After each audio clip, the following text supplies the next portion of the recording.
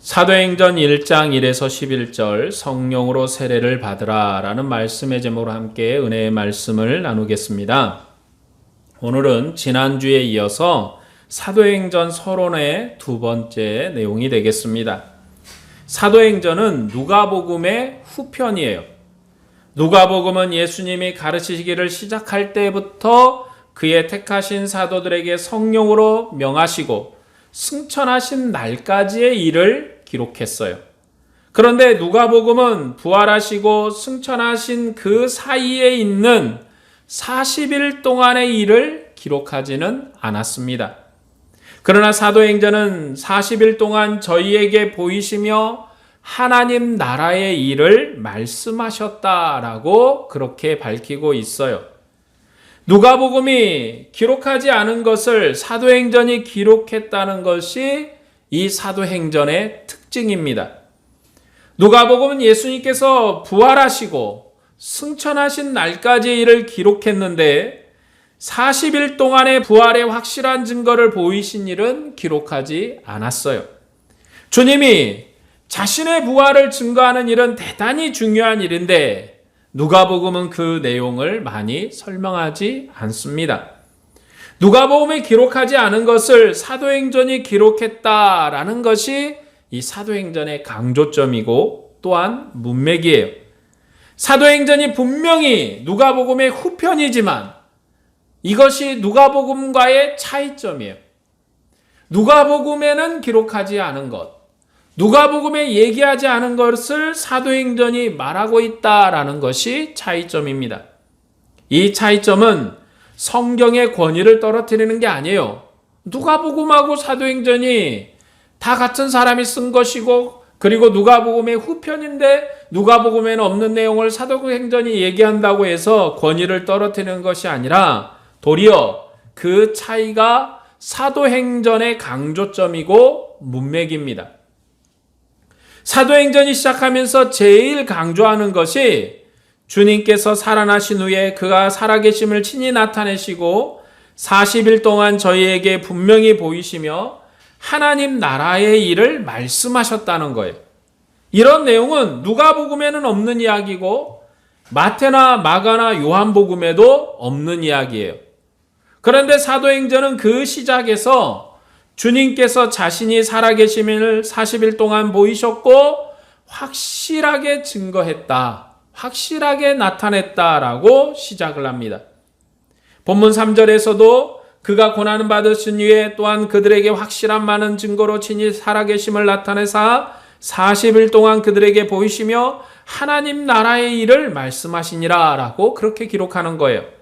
이것은 사도행전을 위한 주님의 지상사역이에요. 주님께서 부활하신 다음에 바로 가신 것이 아니라 지상에 남아서 40일 동안 제자들을 가르치고 그들에게 하나님의 일을 말씀하실 뿐만 아니라 주님의 살아계심을 확실하게 보이셨습니다. 그래서 이 40일은 주님께서 새로운 사도행전의 나라를 시작하셨다라는 의미를 가지고 있어요. 주님이 굳이 40일 동안 계시면서 하나님의 나라의 일과 그리고 하나님의 아들이 부활하신 사실에 대한 확실한 증거를 보이신 것은 이제 부활의 나라, 부활의 영광으로 시작한 나라가 이렇게 시작되었음을 분명하게 보이는 거예요.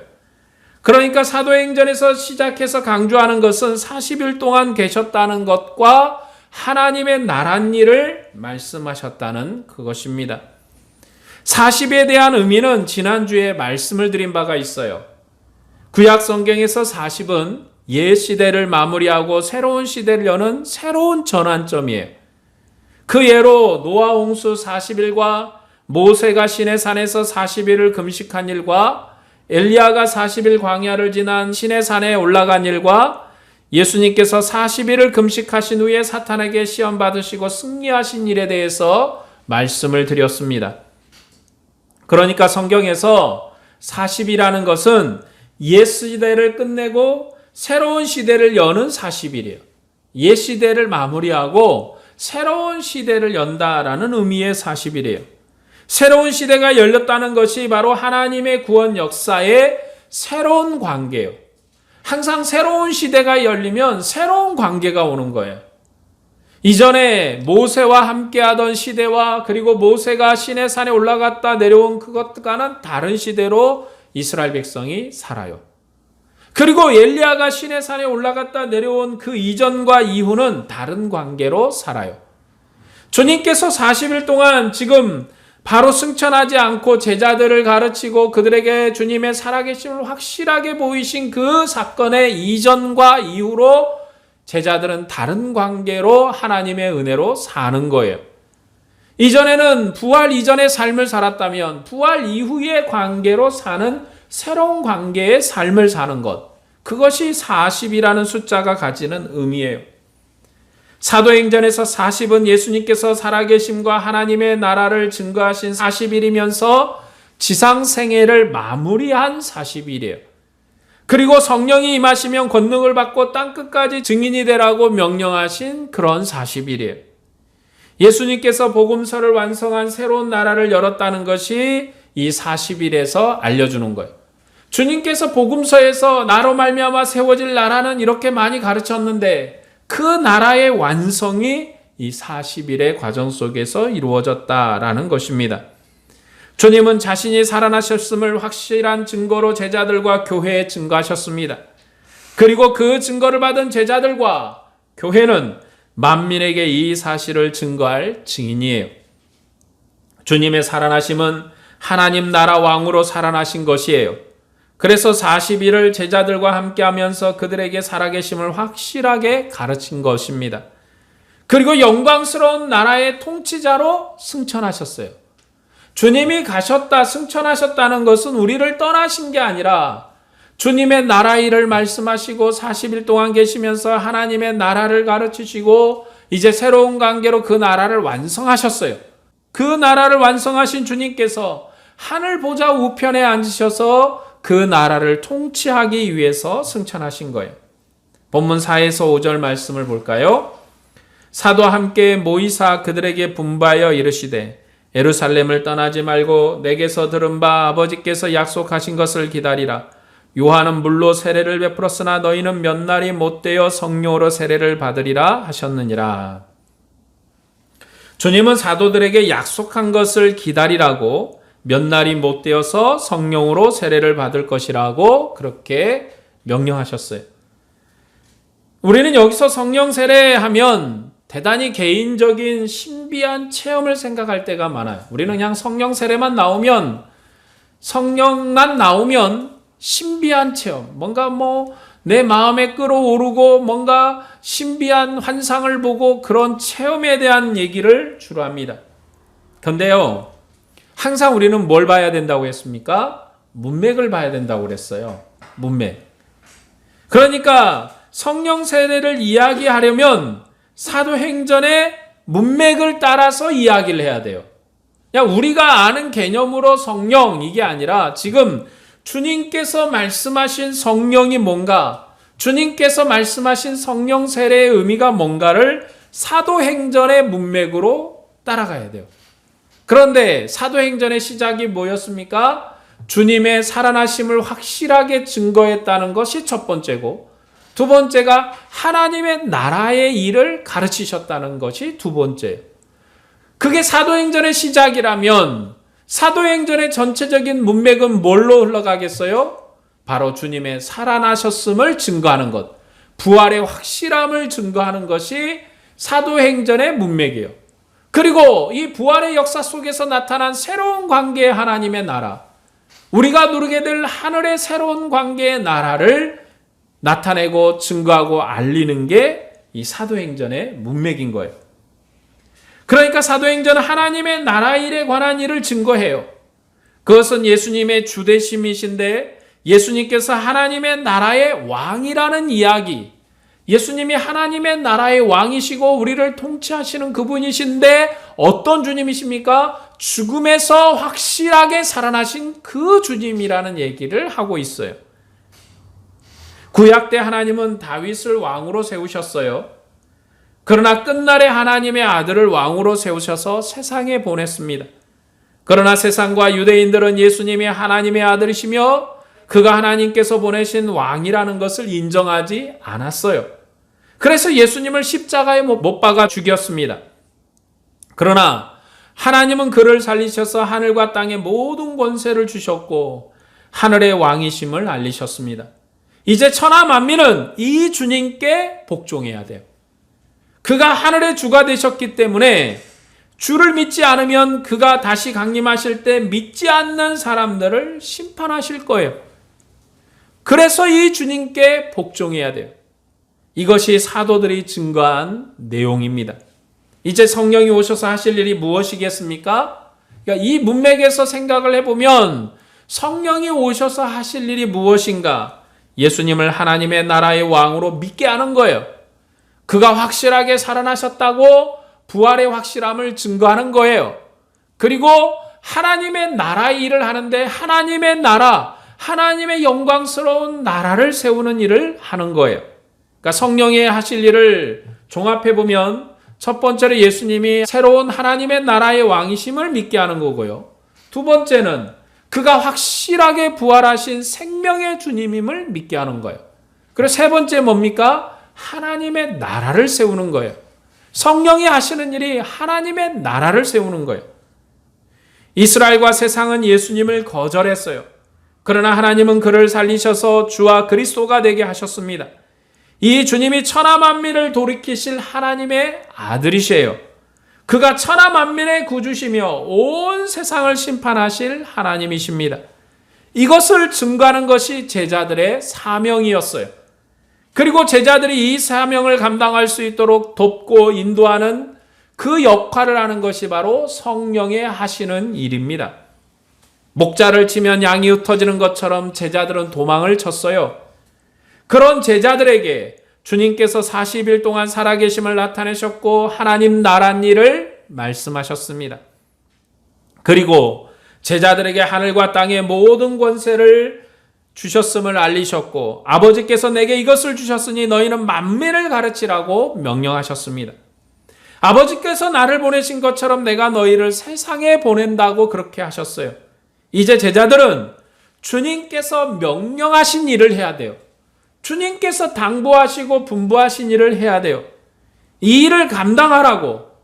이 일은 이 지금 제자들의 지혜와 명철과 그들의 담대함으로 감당할 수 있는 일이 아니에요. 왜요? 이 일은 군대를 동원해서 할 수 있는 일도 아니고 이 일은 지혜를 가지고 하는 일도 아니고 하늘의 일이고 하나님의 권세의 일이기 때문에 이것은 그들이 할 수 있는 일이 아니기 때문에 이 일을 감당하라고 약속하신 성령을 보내신 거예요. 성령이 하시는 일이 뭔가 제자들을 돕고 제자들이 하나님의 영광스러운 일을 할 수 있도록 하늘의 일을 할 수 있도록 인도하고 지혜를 주고 권세를 주고 표적을 주는 게 성령이 하시는 일이에요. 이 성령이 임하심으로 교회는 주님과 함께하는 거처가 된 거예요. 주님의 거처가 된 제자들, 주님의 거처가 된 교회들이 하나님의 영광스러운 일, 하나님의 영광스러운 은혜의 일을 하는 것입니다. 또한 오늘 이 시대도 주님의 거처인 교회는 주님이 증거한 것, 살아계심과 하나님의 나라 일을 가르친 일을 반복하고 있습니다. 성령의 일은 하나님의 나라 일과 천하 만민을 주를 믿어 복되게 하는 거예요. 사도행전은 복음서를 이어받은 성경이기 때문에 주님이 승천하신 다음의 일을 기록하고 있습니다. 주님은 요한은 물로 세례를 베풀었으나 너희는 몇 날이 못되어 성령으로 세례를 받으리라 그렇게 말씀하셨어요. 성령으로 세례를 받으면 제자들이 주님의 일을 할 거예요. 주님이 하셨던 일을 하는 거예요. 왜요? 아들의 영이 왔으니까. 아들은 가시고 아들은 이미 이제 하늘 보좌에서 통치하는 왕으로 앉으셨고 그러나 아들의 일을 위해서 아들이 약속한 그의 영, 아들의 영, 아버지와 아들로부터 나온 영, 성령을 우리에게 부으셔서 그것을 제자들에게 부어서 제자들로 이 주님의 일을 할 수 있도록 그렇게 은혜를 주셨습니다. 이제 제자들은 주님이 가르치신 하나님의 나라 일을 세상에 전파하고 알게 할 것입니다. 그러니까 성령이 하는 일은 우리에게 어떤 개인적인 신비로운 체험을 주시려고 하는 게 아니라 하나님의 나라의 일을 하시려고 하는 거예요. 하나님의 나라의 일을 위해서 주셨다는 거예요. 다윗을 왜 세웠습니까? 왜 다윗에게 권세를 주고 은혜를 주고 다윗이 무슨 전쟁을 하든지 이기게 하셨습니까? 다윗의 개인의 영광을 위해서 그랬을까요? 다윗의 어떤 위대함을 나타내기 위해서 그랬을까요? 아니요. 이방의 나라를 정복해서 여호와 하나님의 나라, 가나안의 하나님의 나라를 정착시키고, 그리고 하나님께서 여호수아라 말미암아 시작한 그 정복 전쟁을 마무리하기 위해서 다윗을 세운 거지, 다윗이 영화로운 거 아니에요. 그러나 그 다윗의 마음이 하나님의 마음에 합한 자예요. 다윗이 지혜와 명철로 그 일을 한 게 아니라 하나님의 마음에 합해서 그 자리에 세우셨기 때문에 그 일을 하도록, 그 일을 이루고 완성하도록 하나님이 지혜와 명철로 도우시고 때때로 하나님이 역사하신 것이에요. 그런 것처럼 주님께서 지금 제자들에게, 주님의 교회에게 성령을 부으시는 것은 우리의 개인적인 명예와 우리의 개인적인 이름을 날리기 위해서 그 일을 하시는 게 아니에요. 야, 내가 신비로운 환상을 봤어. 내가 신비로운 체험을 했어. 그러니까 너희는 나와 다른 사람들이야. 나는 너보다 더 탁월한 사람이고 더 영적으로 탁월하고, 그래서 내가 너희의 지도자이고 너희는 내 말을 들어야 돼. 이렇게 하려는 게 아님을 우리는 잘 알아야 돼요. 성령을 주신 이유와 목적이 뭡니까? 사도행전 문맥에 있어요. 사도행전의 시작에 있어요. 사도행전 1장 1절에서 2절에 3절에 다 있어요. 거기에 목적이 있어요. 왜 주님이 40일 동안 이 땅에 남으셨는가? 왜 40일 동안 하늘로 가지 아니하시고 살아계셨을 때 나타나셔서 주님이 그 일을 하셨는가? 그 이유를 알면 이제 주님은 40일만 계실 거예요. 왜냐하면 새로운 역사, 새로운 나라를 시작하는 40일 동안만 계실 것이기 때문에. 그러나 이제 40일이 지난 다음에 주님은 육체로 부활하셔서 하늘로 가셔버렸는데, 그 다음엔 이 땅에 남은 제자들을 어떻게 할 거예요? 이 땅에 남은 제자들로 말미암아 이룰 하나님의 일을 어떻게 할 거예요? 그냥 그대로 두고 방치하고 니그들 마음대로 네가 하고 싶은 대로 두라고 내버려 둘 거예요? 주님은 그렇게 무관심하시고 무책임하신 분이 아니셔요. 주님은 제자들의 사역을 위해서 성령을 보내신 거예요. 아들의 영, 아버지와 아들로 말미암아 이 땅에 오신 성령, 그 성령 하나님이 이 땅에 오셔서 이제 강림하셔서, 강림했다는 것은 뭡니까? 태어나는 거예요. 이전에 성령이 없었나요? 창조의 능력에 그때도 성령은 계셨어요. 창조의 근본에 성령도 계셨어요. 그러나 그가 하나님의 아들의 영으로 이 땅에 오는 강림, 태어나는 것, 그것은 오순절 사건에 나타난 거예요. 오순절 사건의 역사로 있었던 거예요. 성령이 없었나요? 그러면 아들은, 태어나기 전에 아들은 없었나요? 다 계셨지만 그가 세상에 자신의 일을, 또 자신의 모습을 드러내기 시작한, 그리고 자신의 일을 시작한 시점이 바로 강림이라는 그 용어에 들어있는 거예요. 자, 주님이 40일간 제자들에게 보이시면서 그들에게 살아계심을 확실하게 증거한 것처럼 성령도 주님의 살아계심을 천하 만민에게 증거하는 거예요. 그런데 성령에 관한 관점은 복음서마다 조금씩 차이가 있어요. 요한복음의 성령은 교제의 영이심을 강조해요. 교제의 영이시다. 누가복음은 성령의 임재를 얘기를 해요. 성령이 임재해서 역사하신다. 그러나 마태나 마가복음은 성령의 임하심을 강조하지 않아요. 그러니까 마태나 마가복음에선 성령의 일보다는 아들의 일을 강조해요. 누가복음에서는 아들이 일을 하는데 성령이 도와서 일을 하는 걸로 이야기를 해요. 누가복음이 성령의 강림을 강조하는 것은 누가복음이 구원 역사, 하나님의 구원 역사, 이전의 구약의 역사를 강조해서 완성하기 때문에 그래요. 하나님의 구원 역사 중에서 새로운 나라의 출현을 강조하는 것이 바로 누가복음이에요. 주님은 성령 세례를 주실 것을 약속하면서 세례 요한의 물 세례를 말씀하셨습니다. 세례 요한의 물 세례는 오는 나라를 위해서 옛 백성을 예비하는, 정결하게 하는 세례입니다.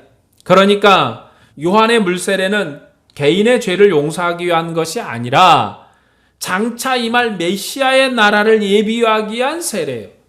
우리는 보통 세례 그러고 이렇게 하면 개인의 죄를 용서받음, 내 죄가 용서받았다라는 개념이지만 지금 세례 요한도 하나님의 나라에 봉사하는 거예요. 하나님의 나라를 위해서 봉사하는 거예요. 그런데 이 하나님의 나라의 왕은 이제 사라졌고 이전에 대리왕들이 다윗의 후손이 통치하는 왕들이 있었는데 그들은 사라졌고 주님이 이제 새로운 왕을 보내실 거예요. 메시아의 나라가 열릴 거예요. 이전에 다윗의 나라는 망했어요. 그러나 하나님이 새로운 메시아의 나라를 여시고 메시아를 보내실 거예요. 그 메시아의 나라를 예비하기 위해서 자기 백성을 씻어 정결하게 하고 그 메시아의 나라를 기다리게 하는 것. 그것이 세례 요한의 사역이었어요. 그때 세례 요한이 물로 세례를 주었어요. 세례 요한이 물로 세례를 준 것은 구약을 배경으로 한 사역이에요. 이스라엘을 씻어가지고 깨끗하게 해가지고 하나님께 예비된 백성, 메시아가 임할 때 메시아를 영접할 백성으로 씻어 정결하게 한 거예요. 옛나라 구약의 나라는 전부 물로 씻어서 정결하게 했어요. 천지 창조도 물로부터 시작되었습니다. 노아의 세계도 물로 정결하게 되었어요. 이스라엘 백성은 홍해를 통과해서 씻었고 시내산 밑에서 목욕을 하고 깨끗함을 얻었습니다. 그리고 전쟁에서 돌아올 때 모든 것을 물과 불로 정결하게 했어요. 그러니까 구약에서 물과 불은 정결함이에요. 구약 이스라엘 백성은 물의 정결함에 속한 백성입니다.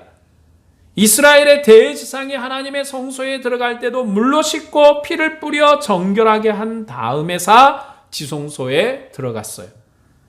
이스라엘은 물의 정결함을 통해서 하나님 나라의 권세를 누리는 백성이에요.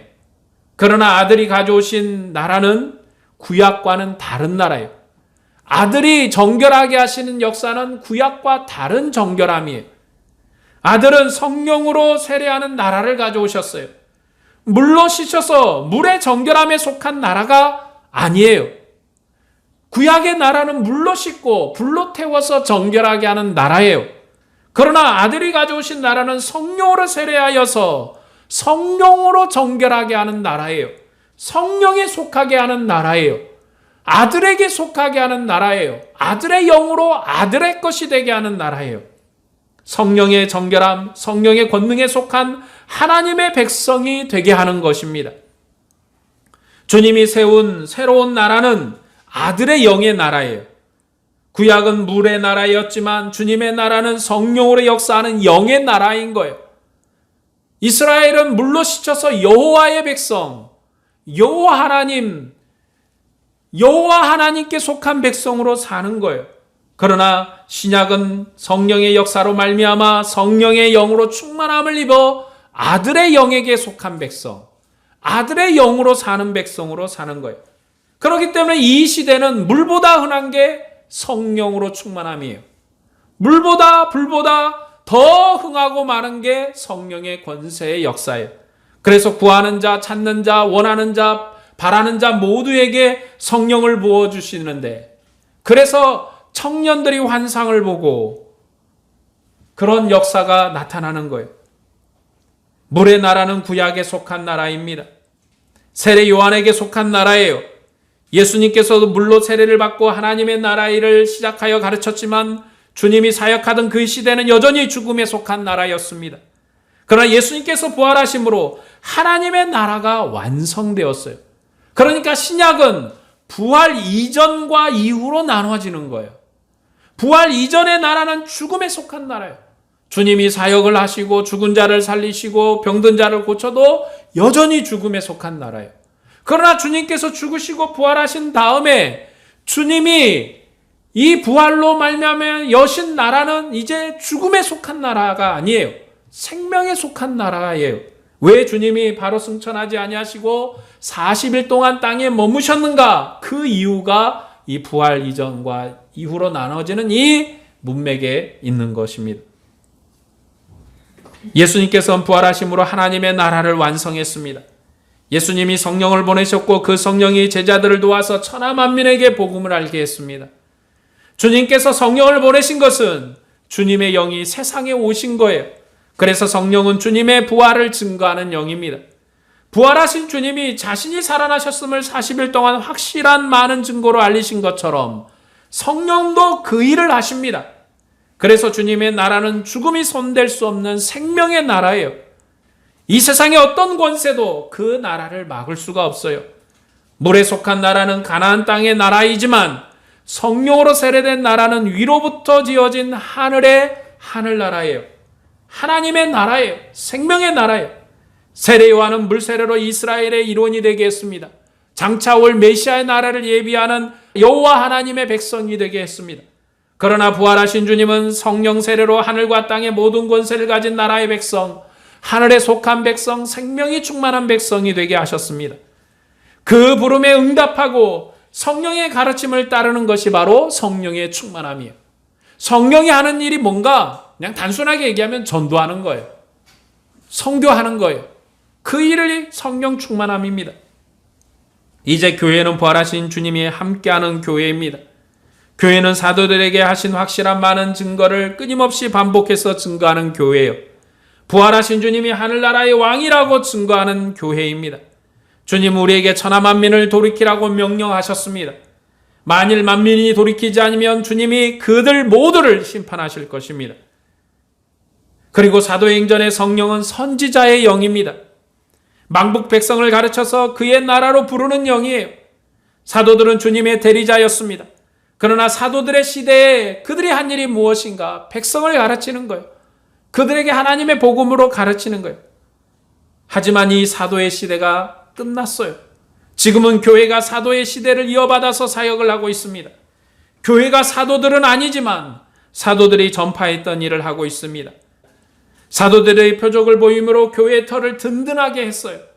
우리는 사도들이 놓은 교회의 터 위에 주님의 복음을 전파하는 교회입니다.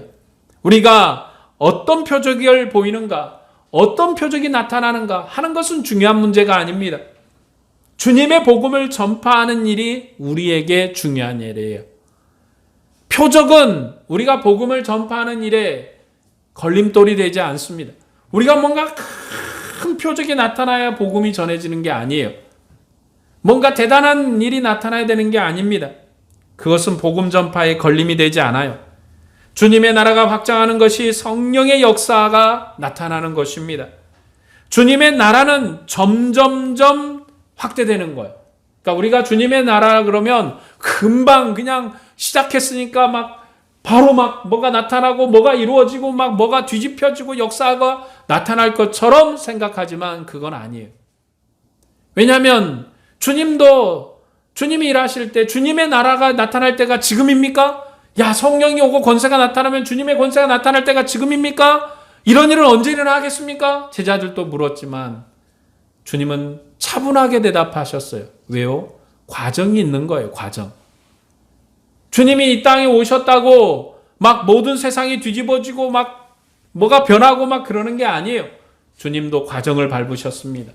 갈릴리에서 사역을 하시고 예루살렘에 가서 사역하시고 그리고 많은 이적과 표적을 보이시고 그리고 갈릴리에서 이루셨던 일로 또 하나님의 큰 소문이 나게 하시고 예루살렘에서는 자기 백성에 버림받아서 죽으시고 부활하시고 그리고 나서 또 제자들과 함께 머무시면서 40일 동안 그들도 가르치시고 주님이 부활하셨으니까 세상이 뒤집어지고 엎어지고 자빠지고 이렇게 나타나는 게 아니에요. 과정이 있는 게 과정. 주님도 우리에게 분명히 말씀하셨습니다. 주님의 역사는 예루살렘에서부터 시작해서 유다와 사마리아 그리고 땅 끝까지 전파되는 거예요. 그러니까 예루살렘에서부터 시작하는 거예요. 그 다음에 유다와 사마리아로 그리고 땅 끝까지 전파되는 거예요. 사도행전에 기록되는 그 내용도 보면 1에서 7장까지는 예루살렘 교회에 대한 거예요. 예루살렘의 역사에 대한 거예요. 그러니까 1에서 7장까지는 예루살렘에 대한 얘기가 그리고 8에서 9장까지는 유대와 사마리아에 대한 얘기가 기록되어 있어요. 그 이후에 이방의 여러 지역으로 복음이 전파되는 이야기들이 나타나요.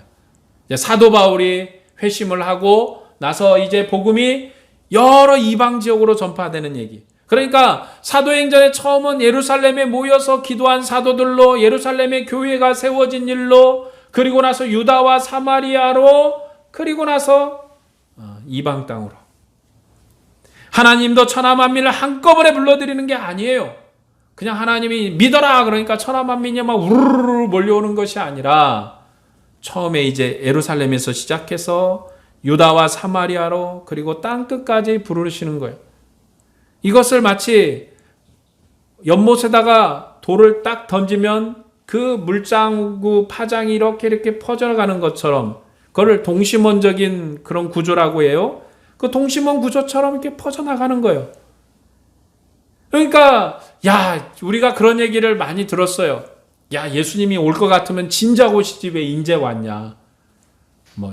벌써 예수님이 시작한 지 2000년인데 왜 우리나라는 이제사 100년 전에 그때사 그럼 그 전에 우리 조상들은 어떻게 되냐. 다 죽어서 지옥 가겠네. 그렇게 얘기하죠. 지금 온 것이 복된 거예요. 여러분 우리가 살아서 호흡하고 이때 온 게 복이에요. 왜요? 주님의 날이 예루살렘이 시작해서 유다와 사마리아와 땅끝까지 전파되면서 유럽을 휩쓸고 그리고 아프리카를 휩쓸고 그리고 나서 아메리카를 휩쓸고 이제 아시아에 당도했어요. 그전에도 이미 아시아에 복음이 들어온 적이 있다 해요. 도마가 인도에서 사역을 하고 그리고 여러 가지 사람들이 또 중국에도 복음을 전하고 일은 있었지만 그 일이 이루어지지 않고 후에 시간과 때가 되니까 넘어온 거예요. 그러나 이제 이 시대는 천하 만민에게 복음을 전하는 시대. 이제 주님의 복음의 역사의 끝자락에 우리가 서 있는데 그 끝자락에 우리가 은혜를 얻은 거예요. 그러니 얼마나 복된 은혜가 우리에게 임했음을 우리가 고백해야 될 것입니다. 본문에서 주님은 제자들에게 예루살렘을 떠나지 말라고 하셨어요. 예루살렘을 떠나지 말라고 하신 것은 하나님의 구원 역사가 항상 예루살렘에서 시작되기 때문입니다. 누가복음 예수님의 사역을 예루살렘을 중심으로 이야기합니다. 주님께서 예루살렘에서 하신 하나님의 나라 일을 전파하는 것이 특징이에요. 그러나 마태나 마가복음의 관점은 조금 다릅니다. 마태복음은 이스라엘의 배교를 강조하기 때문에 마지막 떠날 때도 갈릴리에서 제자들을 파송하셨어요. 예루살렘을 배척한 것처럼 기록되어 있습니다. 누가복음은 이스라엘이 중심이기 때문에 예수님이 올라가신 후에도 제자들이 성전에서 기도하고 예루살렘을 떠나지 않았다고 그렇게 얘기합니다. 그리고 예루살렘에서부터 회개의 복음이 시작돼서 땅끝까지 전파되었습니다.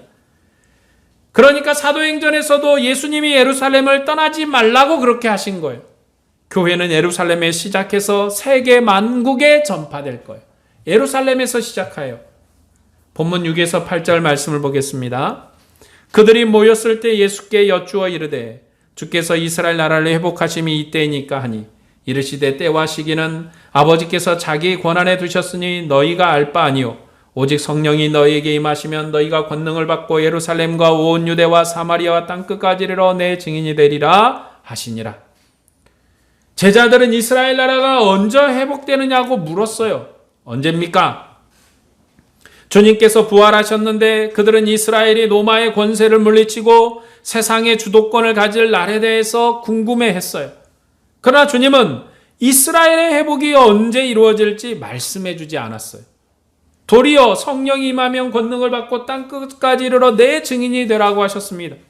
왜냐하면 아직 이스라엘이 회복될 때가 아니기 때문에 그래요. 그건 아버지의 뜻에 맡겼다. 아버지의 계획 안에 있다. 그게 뭔 말입니까? 아직은 아니라는 말이죠. 아직은 안 됐다는 거예요. 그것이 주님께서 제자들에게 하신 말씀이고 그리고 제자들에게 분부한 건 지금 그게 급한 게 아니라 하나님의 나라를 회복하고 하나님의 나라 복음을 전하는 게 중요하다. 왜요? 이스라엘의 회복은 이제 이 하나님의 권세로 이루어진 복음의 나라 안에서 회복될 것이기 때문에 그렇습니다. 주님은 제자들에게 성령의 권능을 받아 땅끝까지 복음을 증거하는 자가 되라고 그렇게 말씀했어요. 그리고 11절에서 갈릴리 사람들아 어찌하여 서서 하늘을 쳐다보느냐 너희 가운데 하늘로 올려주신 이 예수는 하늘로 가신 본 그대로 오시리라 하였느니라고 천사의 말을 기록하고 있습니다.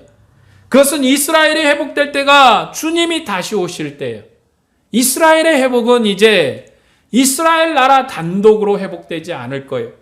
주님의 나라의 권세가 완성됨에 함께 회복될 것입니다. 그러므로 제자들은 이스라엘 회복을 말할 때가 아닙니다. 그들이 할 일은 주님의 복음을 땅끝까지 전파하는 것입니다. 그것이 그들에게 급한 일이에요.